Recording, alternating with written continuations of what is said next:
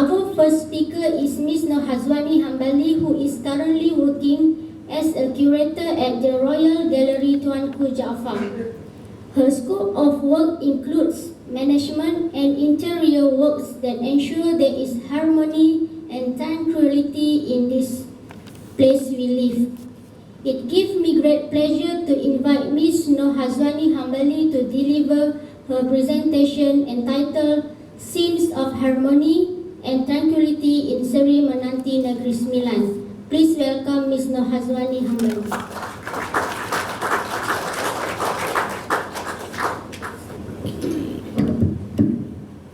Assalamualaikum warahmatullahi wabarakatuh, and a very good evening to Professor Tan Sri Datuk Zulkifli, professors, doctors, ladies and gentlemen. I would like to express my gratitude to Universiti Sains Islam Malaysia for inviting Tuanku Jaafar Royal Gallery to be part of this event.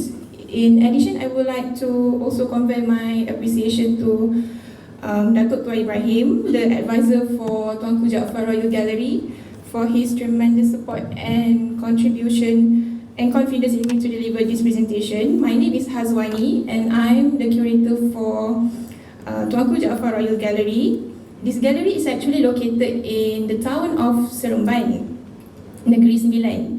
Negeri Sembilan is actually the state that we are in right now, and it has a population of about 1.1 million with a multi-ethnic composition of 56 of Malays, Chinese, Indians and Bumiputras. Seremban is the capital of this state, a bustling town that combines the novelty of the new with the charm of the old.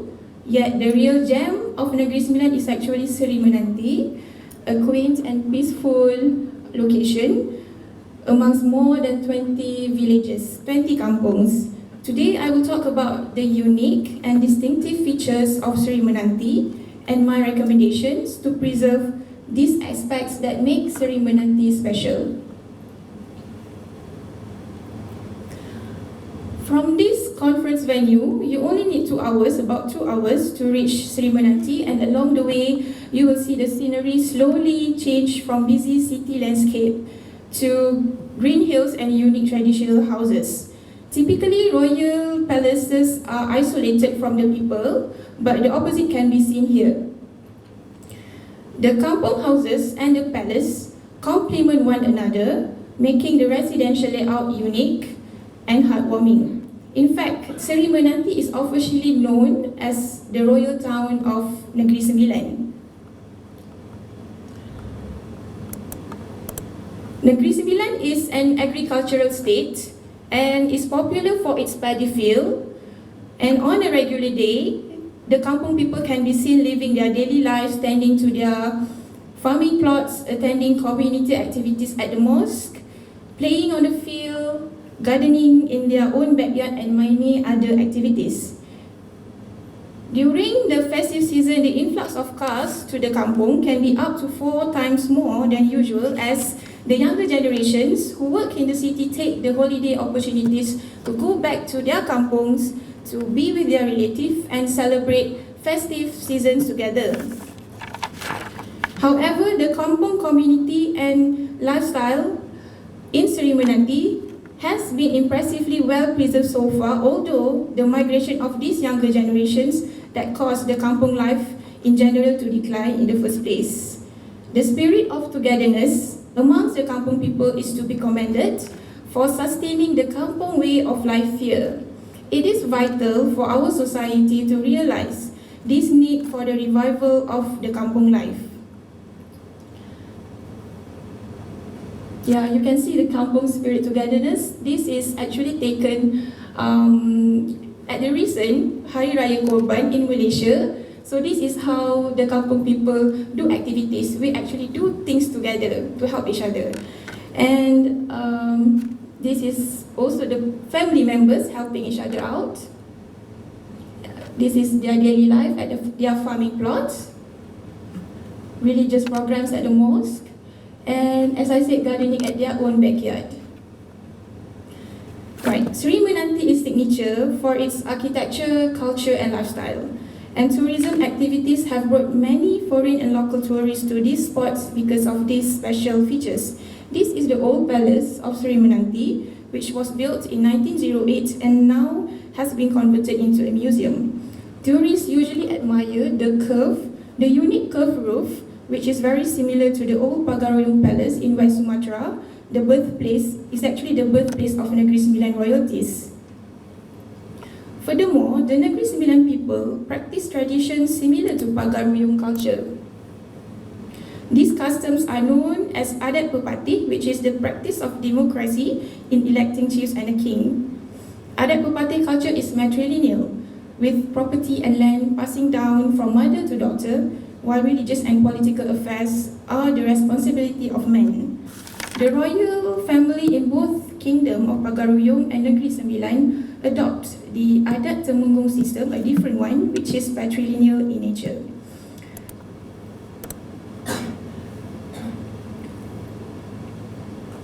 The Negeri Sembilan people put high value to this age-old culture, as these two systems promotes unity and harmony. In a typical village, discussions are encouraged to identify issues and solutions. In addition to this, the ruling system here motivates each member of the community to be responsible and wise, as they each have an equal chance at being elected as leader. The spirit of democracy and leadership qualities are also reflected on the ruler's election. When a ruler passes away, the four chiefs from the biggest district in Negeri Sembilan, known as the Undang or the lawgivers, will hold a council to elect a new ruler from among four eligible princes. Negeri Sembilan is actually the only state in Malaysia that practices this tradition. These highlights are commonly known to fascinate tourists and make Negeri Sembilan people, most importantly, very proud of their heritage. They are proud that the identity of their ancestors, known as Minang, still remains. For example, this architecture. I interviewed some of the Kampung people and was relieved to find that they were willing to adapt to my shallow level of the local language. For your information, the Negeri Sembilan people talk in rich dialects known as Bahasa Nogori. This dialect is made famous through many songs and literature, which I am excited to share with all of you, and hopefully you will find similar excitement before I conclude my speech.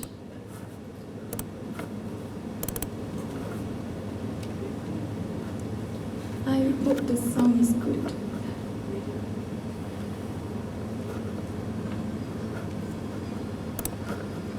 It's quite slow.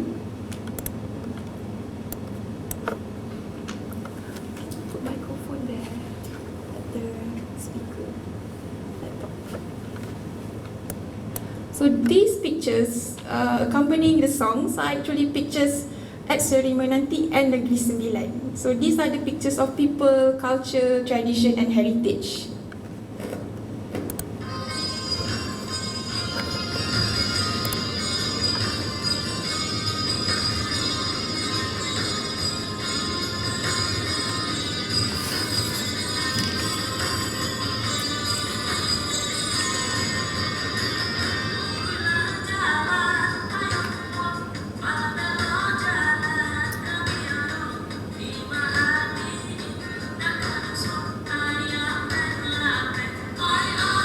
Traditional games.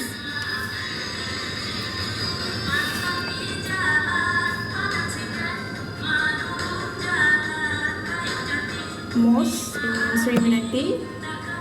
Houses.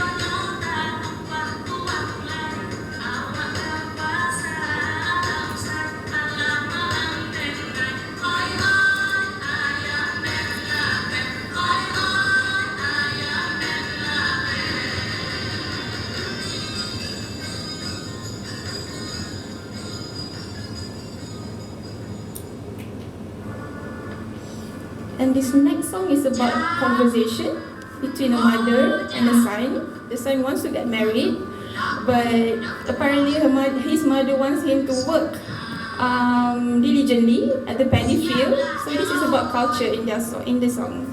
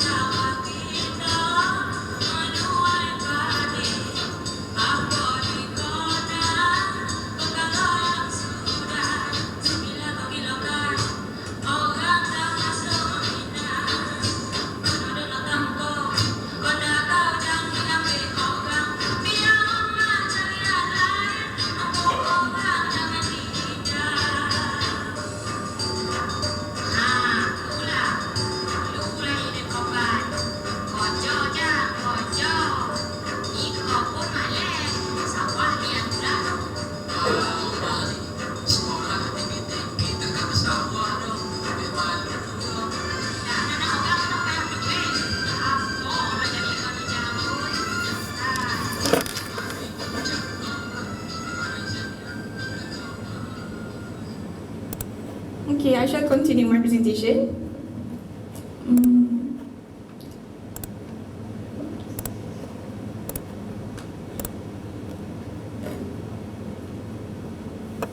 So when I spoke to the kampung people, I could vividly see that they love and adore the harmony and tranquility that their kampung have to offer through its unique scenery and special culture.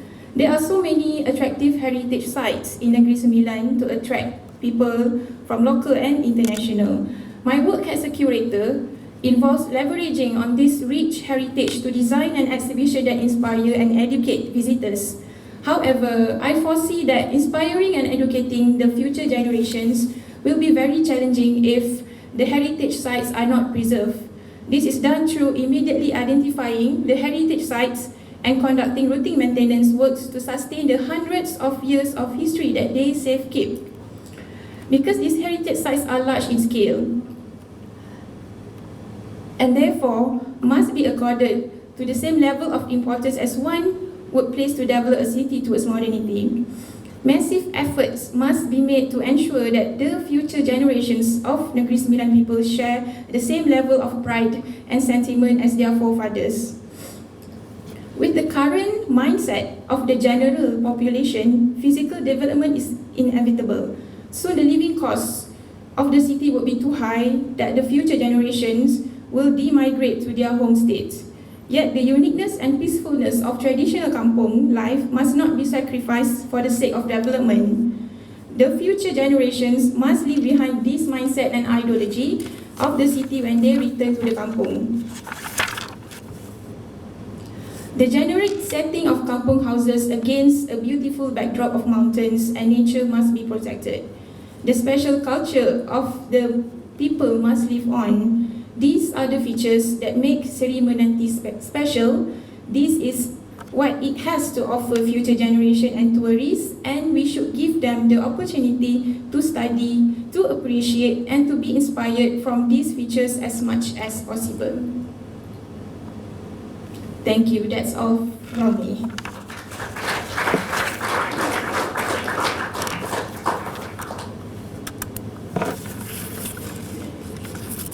Q&A session. Okay. Is there any question?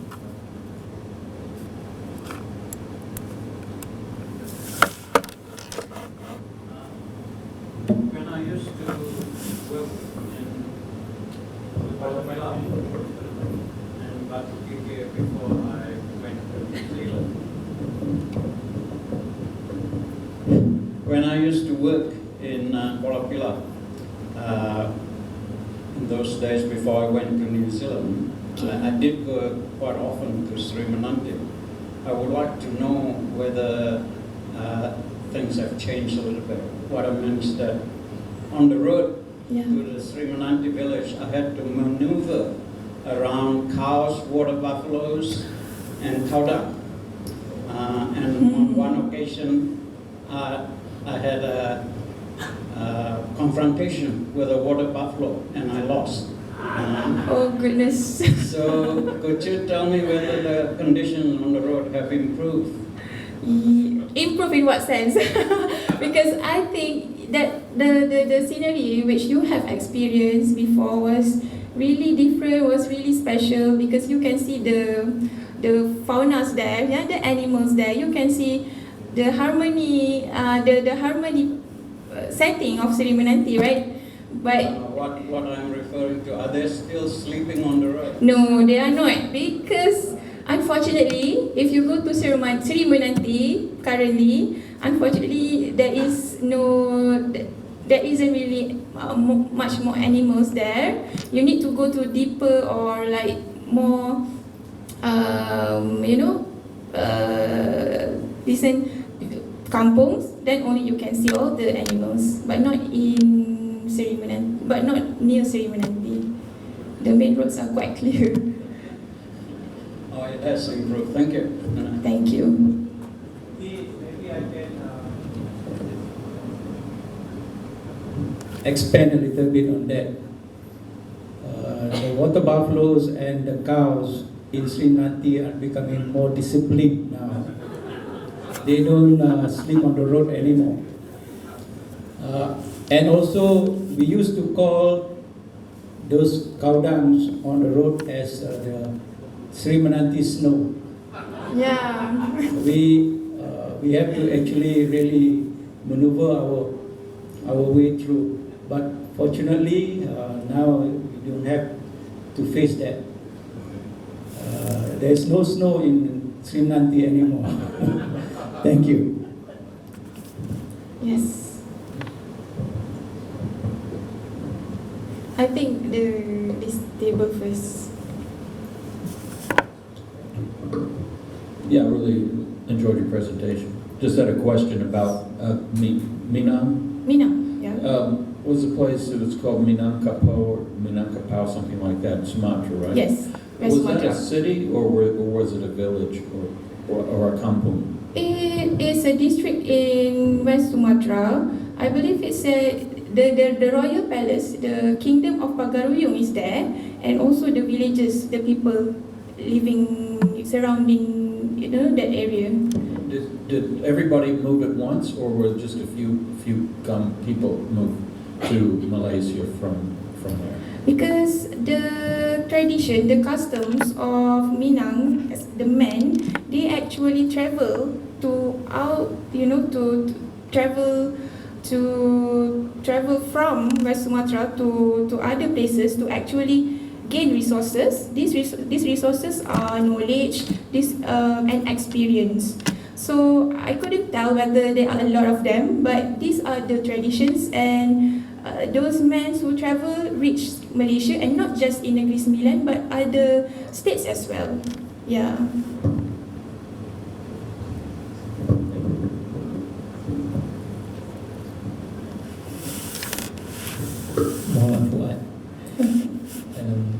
Would you like to share with us your thoughts, or how do you want to get this sort of preservation done in Sri Menanti? I mean, how are you going about? Okay. How will you be going about doing it? Is there a strategy you can share with us? Thank you. Okay, my observation, basically this paper, this presentation and all these contents are based on my observations of Seri Menanti is culture is heritage. And yes, the question asks that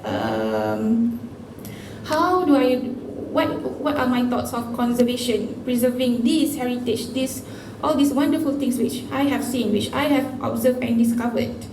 So in a curator point of view, and as an architecture student point of view, I believe, and as I have mentioned in my speech, is that we must identify all these heritage sites. We must identify all this culture, and we must have an objective that, okay, in 100 years of time, in another 100 years, and in the future generation must be able to see, to understand, to appreciate, and to study from all these kind of things.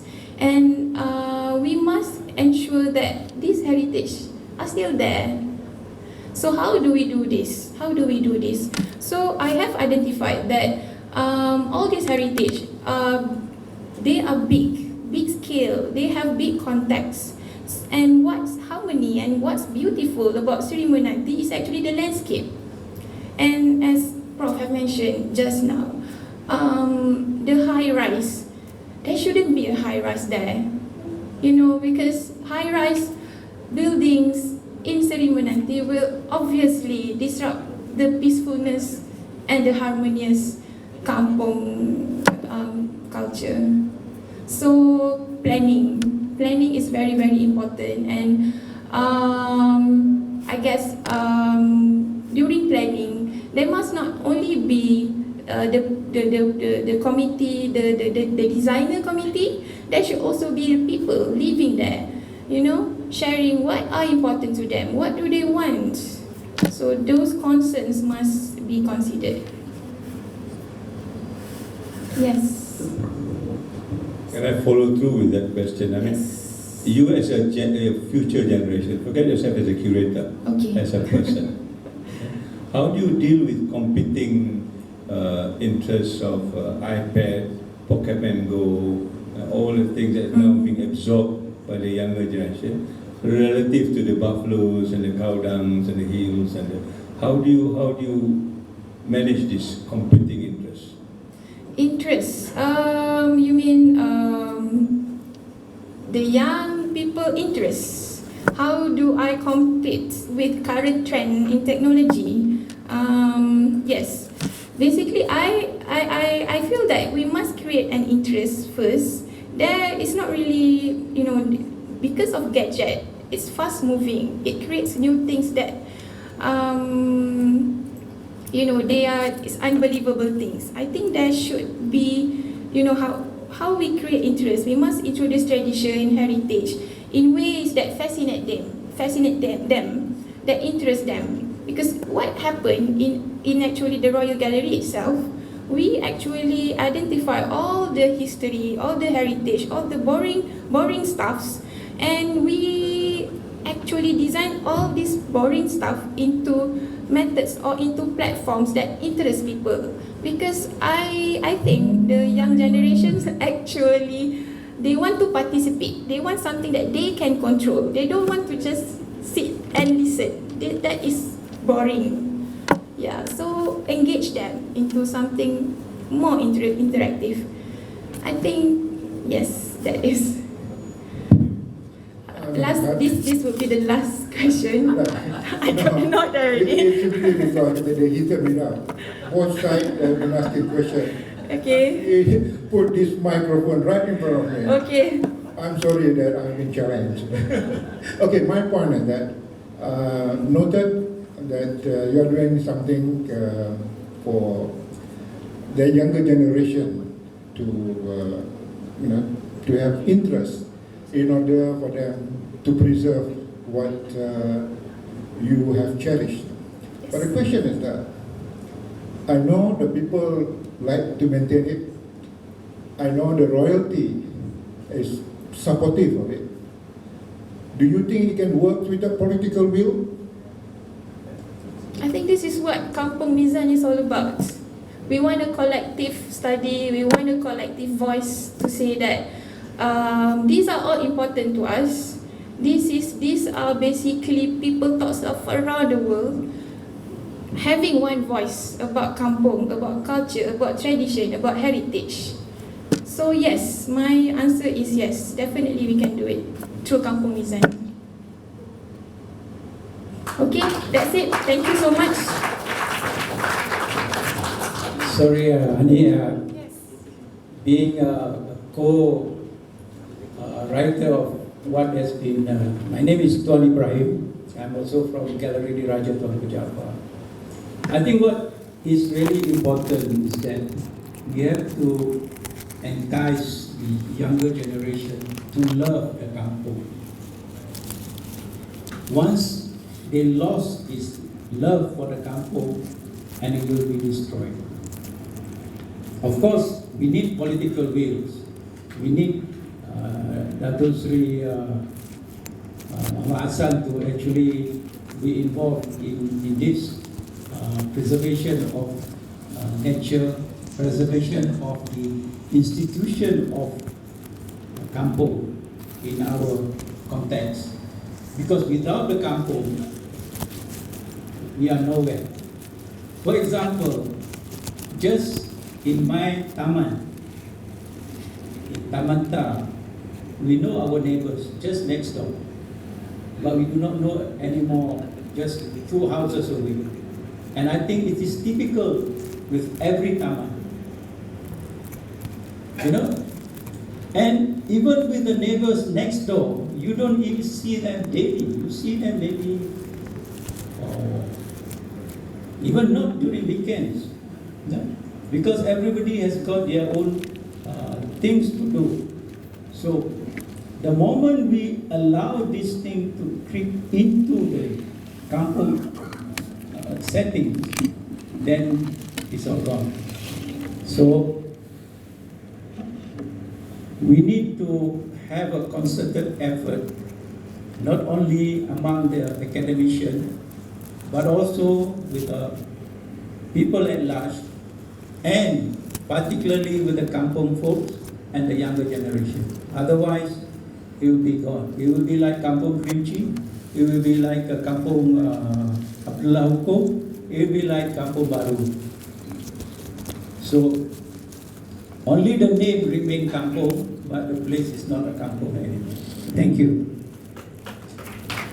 Thank you, Mr. Hazwani Hambali and Yang Mulia Datuk Tuan Ibrahim Abdullah. Our next presenter, Professor William Bailey. Professor William Bailey is a professor of anthropology at Tulane University in New Orleans, Louisiana.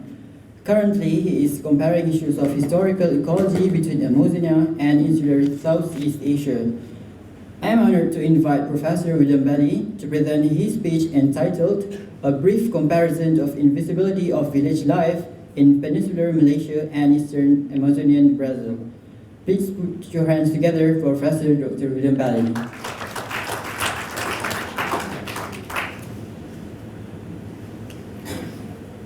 Very good, thank you. How do I control from here? Oh, okay. Okay, so good evening. I'd like to thank the organizers and USIM and my colleague and friend, Professor Hood Salah, for inviting me to this fascinating meeting.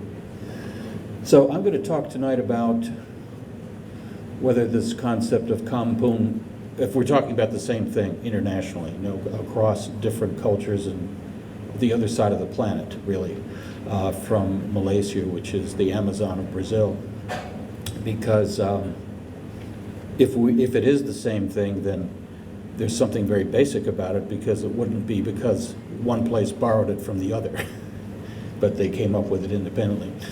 And actually, I think that what the last professor was saying is really true, is that it's happening all over the world. I've been to Japan also three times in the last few years. I've seen this in the countryside of Japan, in eastern Honshu, in Tohoku region. And I see there's going to be a talk about this Japan later, what I'm looking forward to. People are leaving their villages, and they're banning. Now, they already have health and education and good living conditions in the rural area of Japan. I mean, it's the most developed, one of the most developed countries in the world. But people are still leaving there to this mega city of Tokyo. And I think you see that with the something similar here and also in Brazil, people leaving the countryside and flocking to these big cities where there are jobs. I think the problem is there are no jobs in the kampung, or they don't have enough education or enough health care. And I don't know if that's true in all Malaysia, but in some of Malaysia that I've seen, which is in the Orang Asli part, I think there could be improvements maybe in levels of things like sanitation, you know, and health, and maybe even education. Not that I'm making any suggestions, it's just an impression I have from having done some work with the Orang Asli group that Professor Hood introduced me to several years ago, the Jahut, who live in Pahang in the Krau River Basin, which is an affluent of the Pahang, a big river in the eastern part of this peninsular Malaysia. So I'm going to compare two rivers, the Krau in Malaysia with a river called the Iriri. Next, please. Next. You know, I must say also that, you know, I've been warned about this by several people. People have asked me. Professor Hood asked me. A colleague of mine from University of California asked me, and then tonight someone else had mentioned, what do those two places have in common? And, you know, that is a challenging question. They seem extremely different. And so my talk is probably going to be one of the more unusual ones here. But I agree, they're very, very different places. But when we find something that they have in common, it's extremely interesting, and maybe we can do something with it. Anyway, the continents are South America versus Southeast Asia. They're different languages. Tupi-Guarani is a common indigenous language there, as you have Aslian here, a little family of the Orang Asli languages, which is not Austronesian like Malay. You have Portuguese as the contact language for those indigenous groups. Here you have Bahasa Malay as a contact language for the Austrasiatic Aslian speakers. The cultures are different. In the Amazon, you know, the indigenous people have the bow and arrow. Here you have the blowpipes, division of labor, different houses, agriculture, kinship politics, all these things are different. And then the forests themselves are different. Here you have dipterocarp forests. Those don't exist in the Western Hemisphere, but you do have equally a lot of diversity. So next slide. You know, and then these broad similarities. We're talking about tropical forests in both places, you know, close to the equator. The people in the kampung are usually, but not always, they're Swidden cultivators. They have agriculture. They live in a contact zone. There's a lot of linguistic and cultural interaction with different groups. And they have a traditional export of these products. So you have that with the Orang Asli in the interior of Malaysia. You know, they export things like resins and, let's see, timber, and many other goods that come from the, next please, interior. And so the two rivers I'm going to talk about actually are, I'm going to show you with using the arrow here, if I may. This one.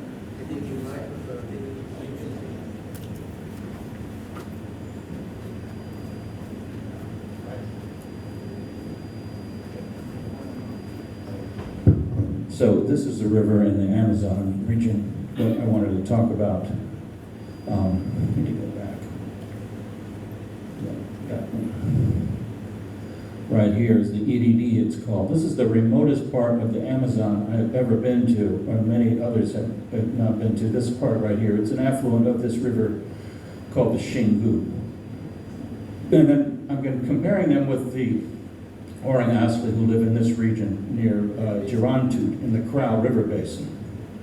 So here's the EDD picture from the, and it's very hard to get access to because it's got lots of rapids. And so for me to go where I went recently to visit forest peasants, we took a plane from a small town, Altamira, a single engine Cessna, and flew for 198 nautical miles over nothing but forest, and then we landed a little landing strip deep in the forest. So this is very remote. And I think you have, you know, something similar in Sarawak probably, but not Peninsula Malaysia. Nevertheless, I think they are comparable in some ways. And here's a couple of pictures of the rivers themselves. The EDD on the one hand in the Amazon of Brazil, and the Krau. Now, what I was saying about invisibility in my title is just that sometimes these people don't have documents that say who they are. They don't have a birth certificate, or they don't have they don't have a proof that they pay utility bills. They don't own any land, so with title in their own names and things like that. That's what I mean by invisibility. They tend to be seen as not really being there, out there in the landscape.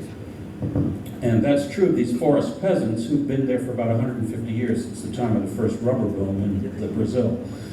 They came from coastal Brazil.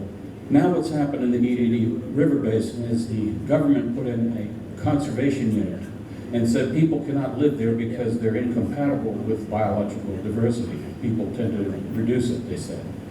The problem is those people have been there for already about 150 years. And arguably, they haven't impacted it because we've done some research on the diversity of the forest, and it's very high. It's their technology that is not incompatible with the diversity. And the same is true of these Jahut people here and over here. Another thing, I guess, about people of the book, is that, the ones on the left here in Brazil, almost all of them are illiterate. They have no schools. They may have been Catholics originally, but there's no churches or anything like that in this area. I think they're coming up with their own religion, which I find, as an anthropologist, I find that fascinating. I think that the Jahut here have more resources in a lot of ways. They're closer to civilization, so there are some benefits to that. I mean, there's the downside, but I think the positive side is that if they could get where they are localized education, healthcare, and sustainable employment, even as maybe forest guards, or to have a specific interest in maintaining the beauty of the forest and the harmony and the peace in the area. But those could be incentives, and that the presence of people could be a better thing for the forest, not their absence, or to be replaced with skyscrapers, as we just heard. So the houses are similar, but they're different. They're post and beam in both places. I didn't mean to take your job over, by the way, but just for a second, I needed to use the arrow here. Here's an interesting thing. Now, you see the basket weed. This is for the tapioca press in the Amazon. That's to take the poison out of the tapioca. I think it's called ubi something, huh? Ubi kayu, yeah, same thing. All right, over here, this is the Jahut people, right? Pay attention to this style of basketry here for the winnowing of rice. The reason is that I found something really interesting in an old document that shows it's been around for a long time. So here's the EDD, and this is how people live. They live along the river. This is the Karao. People live along the river too, a little bit similarly, but their population density is much higher. And so I've done similar research with both groups, which was trying to find out what were their names for trees and how deep is their knowledge of the environment. This was just last month in Brazil, in the EDD basin, and here was a few years ago. And I will tell you, the hardest thing I have ever tried to teach, I'm a professor, that's what I do for a living. The hardest thing I have ever tried to teach somebody was not how to read and write. It's how to use a mouse. Teach an adult who's never used a mouse before how to do that. I wonder if Elias now is better with the mouse. He probably is. His daughter was very good at it. But Elias is about my age. The 10 most important trees for the Jahut, their Orang Asli people, were things like Nahong Tualang, which is Tualang in Malay, Merbau, Meranti, and we just heard about Seri Meranti, and I was wondering, does that mean something about the tree Meranti? Probably does, huh? These are huge dipterocarpaceous trees, and these are also the most important trees to the Amazonian group, so they have that in common. Big hardwoods tend to be the most important trees, and they recognize these in big groupings that are called life forms. So Nahong, which would be, I think, Poko in Malay, yeah? And Portuguese is pau, which means wood, and also means trees. Then they've got this word for vines, they've got a separate word for herbs, and so on. Those we find in, that are areas of common knowledge in these two areas. And then, excuse me, this forest of the EDD is full of potsherds, things like stone axe has evidence of a very long period of human occupation, and the humans also changed the forest. Over here are those baskets I mentioned that the Jahut were using when I saw them a few years ago to winnow rice. And then I found this picture in Skeet and Blagaden, 1906. They wrote this 2-volume study called The Pagan Races of the Malay Peninsula. So forget the part about the pagans, forget the part about the races. What's left is ethnography, pictures of baskets, of tools, of blowpipes and darts, and lots of description of what's going on. These have to be the same people. They're called the women of the Ulu crowd. And so I looked up in my Malay English dictionary. Ulu means interior. So this would be deep in the forest of the Crow River when it was very hard to get to. Now you can drive there, but in those days it would have been pretty hard. And Stephen Blockman went there, obviously took this picture. And if you look closely, you'll see that those baskets are on the ground here are the same design as these.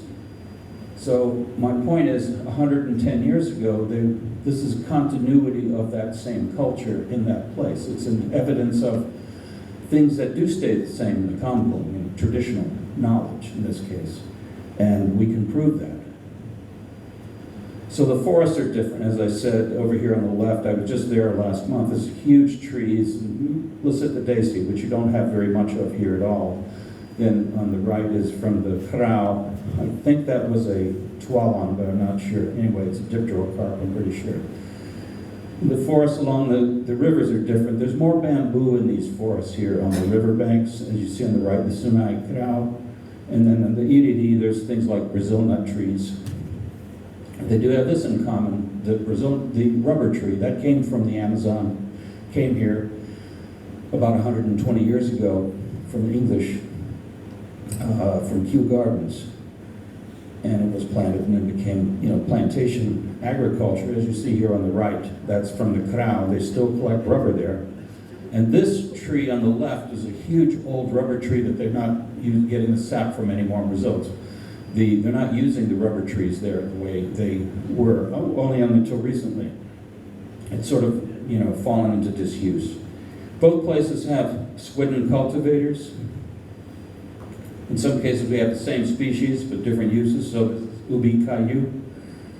It grows like a weed along the crown. And I spoke to a specialist on the arrowroot family about this in Japan. His name is Peter Matthews.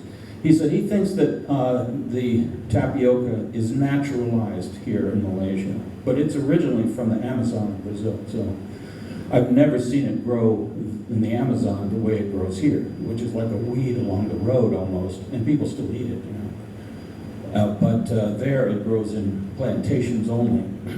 So that's different but similar. Then banana, I've never seen people eat the male inflorescence, but they do that among the Jahut, and I don't know if in Malaysia in general they eat that, but I saw them eating it. It was pretty good too. Same with the cashew tree. That's from the Amazon of Brazil. It's here. I took a picture of it at UKM, but I also saw it in the kampung of the Jahut people, and they eat the new leaves, the young leaves of the cashew. Never heard of that before, and it doesn't happen in Brazil. Did you know this? It's fascinating. Yeah, it's also medicinal, yeah. But it's also sort of like a salad green, at least among the Jahut.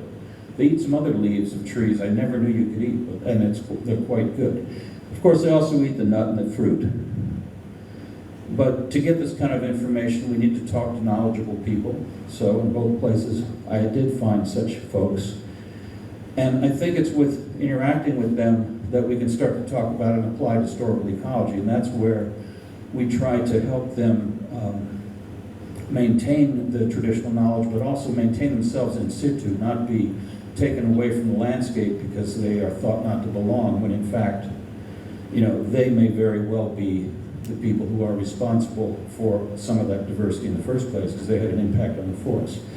So, of course, I couldn't do any of this work without collaboration, and I have my friends here on the left are from the Mauricio Torres and his wife. They went with me this last month to the EDD and introduced me to the forest peasants that they know there, and Professor Hood Sawa and Chair Wong interlocutor a few years ago, which makes me think I need to find out what vitamins you're taking, because that was 5 years ago, and you haven't changed. You're doing good shape.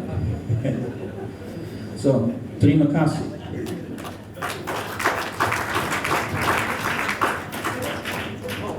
I did that a little bit less than 20 minutes, so.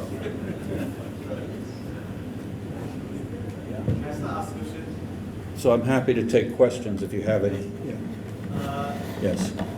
Previously, your story and your research, I just wanted to know what are the motivation among these people which drive them to attach and maintain their life and their nature. And looking from the broader perspective, seems to me that they are not so religious, they are not so attached to religion, but they may believe in the nature and also pagan belief. Yeah. Yeah, which to stay I call that animism. animism as well. Yeah. And they are not attached to the Semitic religion or the holy book, which ideally they will always. I think you're right about that. Yeah. I didn't want to put that in quotation marks, though, because I thought it would look quaint, and I wasn't trying to be quaint about it. I'm just trying to say that literacy is something that could be useful to them in both cases. And and the other thing I was going to say, that picture I showed of the family from Brazil there, the young man, he is, I think he's got some issue. It's either mental retardation. He doesn't talk, but he understands everything you tell him. Maybe it's autism, I don't know. I'm not a doctor. But he hasn't been seen by a doctor ever. None of them have been, really. And so, you know, the Orang Asli people I met complained about being far from doctors and having problems getting medical care, but that's even more so the case where I was in Brazil. I mean, it's where they say the only doctor is God, because they don't have medical care at all there. So I think the case could be made, if they had that, they'd be less likely to leave those places in the interior. Yeah. So in this sense that they are more attached to the nature and they love the nature so much and they want to preserve it.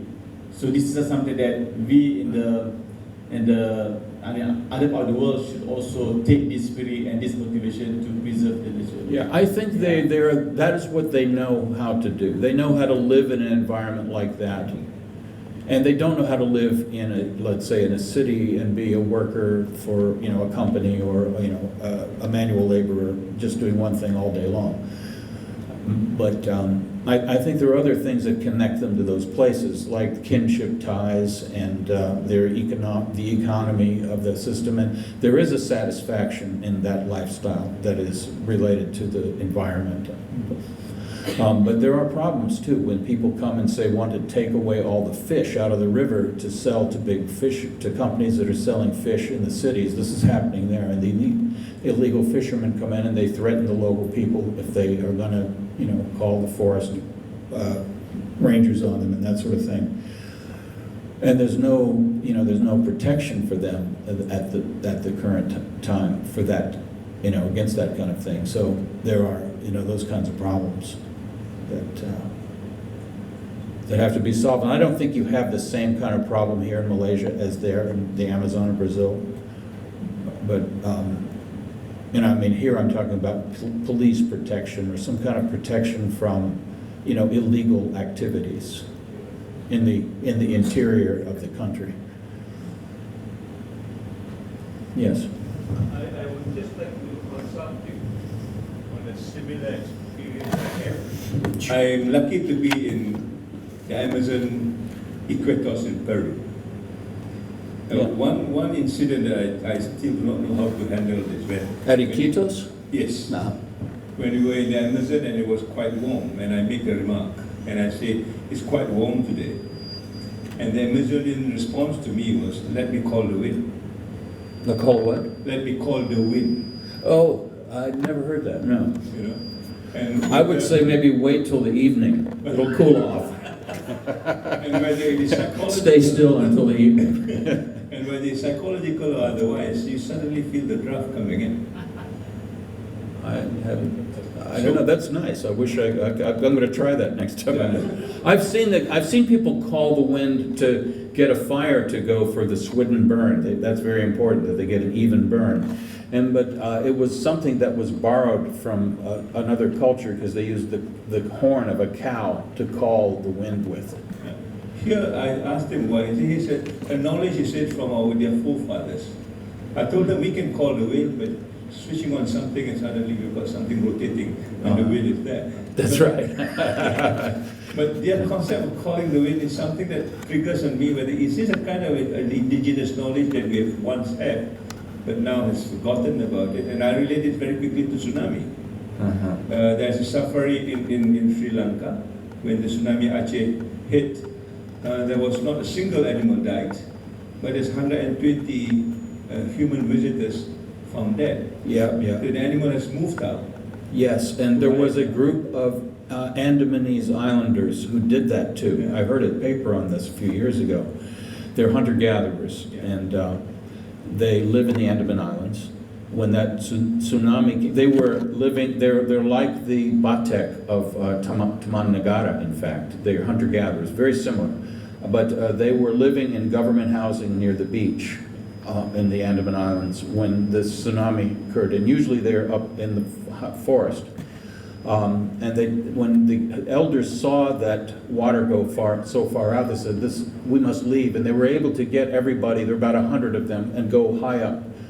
But the Indians who lived in the city there, or the towns, they didn't have that organization ability. You know, there was no top-down command structure to get everybody out, so many people were killed there. But none of the Andaman Islanders died. They escaped from it, and because they went to the high ground. So I think it's not just the knowledge that there's something terribly wrong with the ocean at that time, but it's also the structure of communication among the group and how they get a consensus and they can act on that pretty quickly. Whereas maybe living in more complex kinds of urban environments, we can't, where people can't do that. The contrast to the story is Penang when it was hit. There was the same thing. The tide was, I didn't know that. And there's a lot of fish, and everybody was rushing for the fish and saying, God has given us a lot of sustenance today.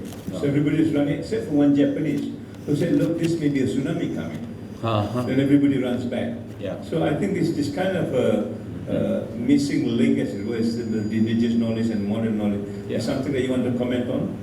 Yes, well, it makes me think of Fukushima, which is, I've been very close to that place, and the issue of how do they control for what might have radioactive contamination that, in terms of, because the concern in Japan at the time I was there, one of the concerns was how do they label food products, because there are people still are conducting agriculture and, not in the area that's no one is allowed to go to near the nuclear reactors in Fukushima, but in that general province, and that's had different little levels of radiation detected since the disaster. They call it, I think it's 3/11 is the disaster, March of 2011. But they've been arguing over this.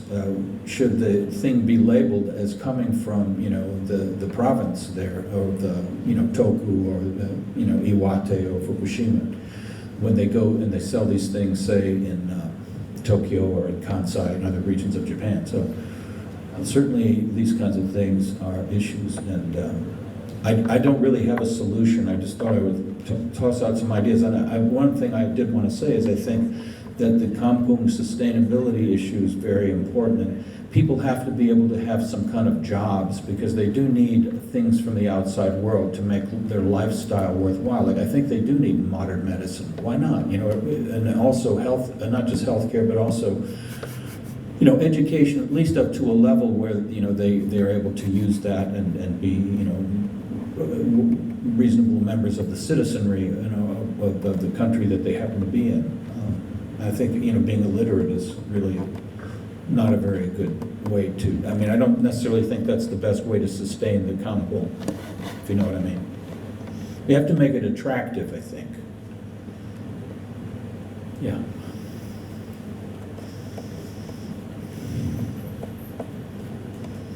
And I was going to say, there are different kinds of villages in Brazil. There are many different kinds. They're not just one. I don't know.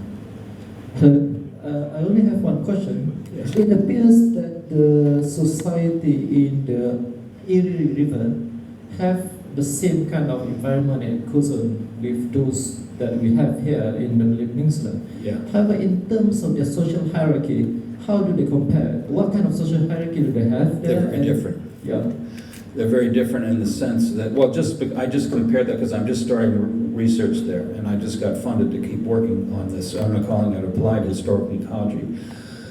They are the descendants of people from 150 years ago who came there as part of the rubber boom, they call it. When the rubber first started to become important in the Industrial Revolution, the only place you could get it was from the Amazon of Brazil, because the tree comes from there, the same tree that you have here, the Pocoquitá.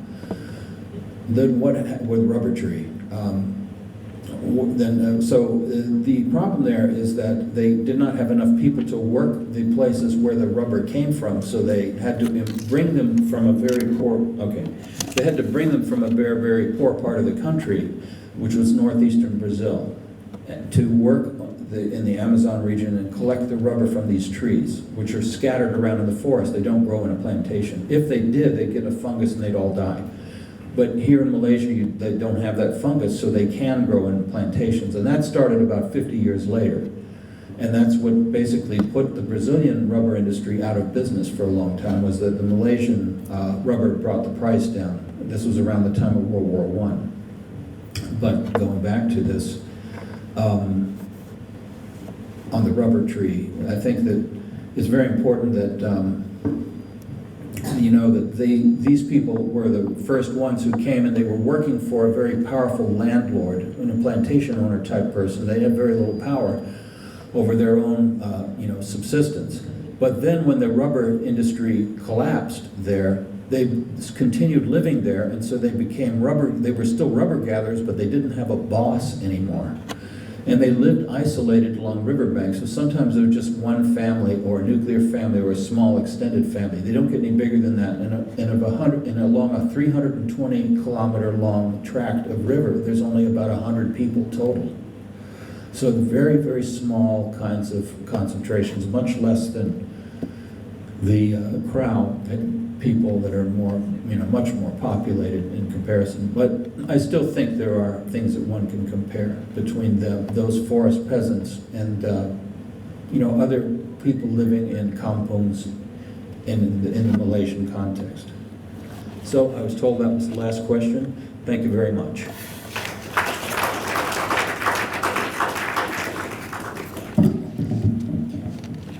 Thank you, Professor William Bailey. This brings us to the end of day one. It has been a great start with the motivating welcome address, followed by 3 eloquent presenters.